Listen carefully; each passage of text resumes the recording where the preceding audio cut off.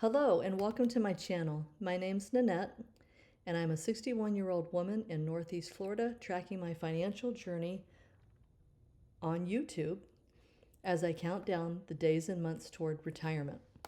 It looks like I will be retiring mid-October of this year. This is due in large part to the fact that my job is ending this year. Originally, I was going to have a last day of March 14th of this year, which would have been 5 paychecks for the year. But now I have been extended through the middle of October, which is not expected to change. So that will end up being 19 paychecks for the year, which does matter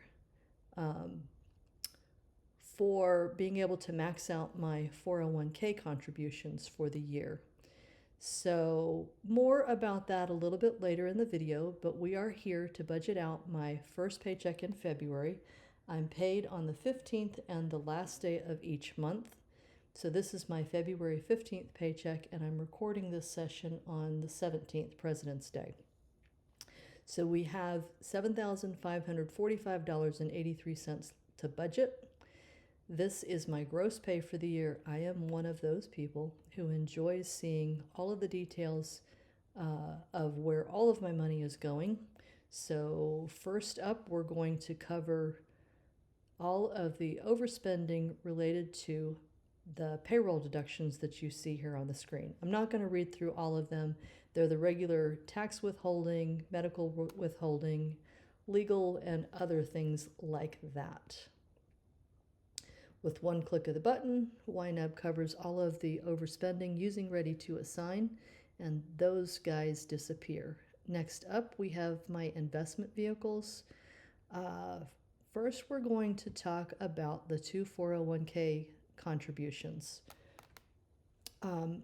In my January paycheck, as soon as I heard that I was going to be laid off and I knew that I only had 5 paychecks for the year, I upped my contributions in Empower as high as I could, and at that moment in time I was able to do 50% towards my standard contribution and 50% towards the catch-up contribution. That ended up putting me in a place where I had a net zero paycheck for January 31st. Excuse me. But shortly after that I was notified that I earned too much money last year, and enough money that it made me qualified as a highly compensated employee and put a 17% cap on how much I could contribute out of each paycheck towards the standard limit. So that's this $1,282.79 you see here. It turns out that you don't have those restrictions on the catch-up contribution. But I also had already learned that I would have 19 paychecks for the year, so I did end up reducing the catch-up contribution from 50% to 20%. So that's the $1,509.17 you see here. Because of what I had done in January where I maxed out the 401k contributions, that left nothing in. Since I had a net zero paycheck, they did not take out the stock purchase plan from my January 31st paycheck, but since I lowered the contribution limits, lo and behold, they did take it out of my February 15th paycheck, which is a good thing because I love this plan. What they do is they collect these deductions for the entire quarter, and then on the last day of the quarter, they purchase company stock at a 15% discount using all of the accumulated funds. And the purchase price of the stock is based on the lowest price, daily price, I guess ending values or whatever, for the entire quarter. So I'm really glad that I will be able to participate in the stock purchase plan through, I guess I'll probably end it after second quarter because I won't, it won't count for third quarter because I'm not here for the entire quarter.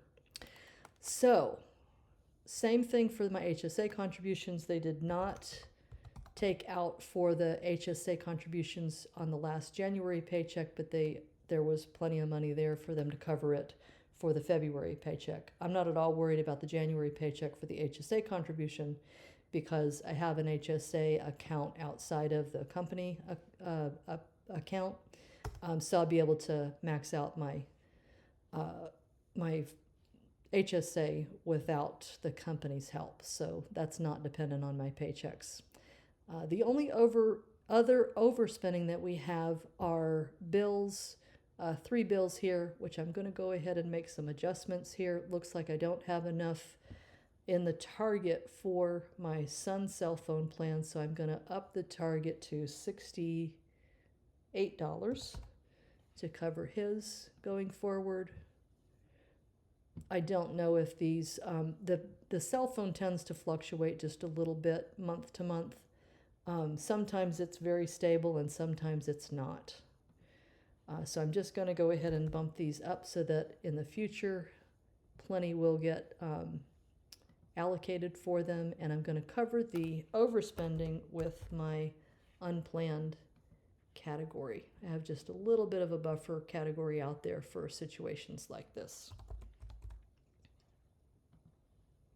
And the last of the overspending is the car insurance. This bill did go up for the next 6-month period, and I don't know if it'll go up again in August, but we will cross that bridge when we come to it. For now, I have updated the target, and then I will cover the overspending with the unplanned group once again. And now we're done with that portion of the festivities, and we get to dive into what are we going to do with the net proceeds, the net income from my paycheck, $2,428.53. As part of this experiment that I'm running, which the experiment is I'm going to do the budgeting for all living expenses using only the income replacement category. And I'm going to do this through the end of my employment, all the way through October. So this $30,000 is going to carry me through August. So for September and October expenses, I'll probably tap into the car replacement fund, but I'm not ready to make that decision right this minute. It's a problem for future me, and we are just going to dive into what we're going to do with this net income. So any net income that I have from either my paychecks, from cash back, from gifts, or from interest on my high yield savings account, all of that is going to get split among tax deferred accounts, which the only one that I really have available would be my traditional IRA. So we'll put $1,000 in here. My brokerage account, which I have a goal of putting $2,000 per month away for this year, and I'm going to leave that in place unless or until I decide that I can't do that this year. I don't see any reason why I can't. I was going to pause it during the experiment, but I don't think that's going to be necessary. If it does become necessary, then I will catch up on the goal for the year with my severance pay once my severance pay, when it pays out in October. But right now, I have some money to cover it, so I will cover it.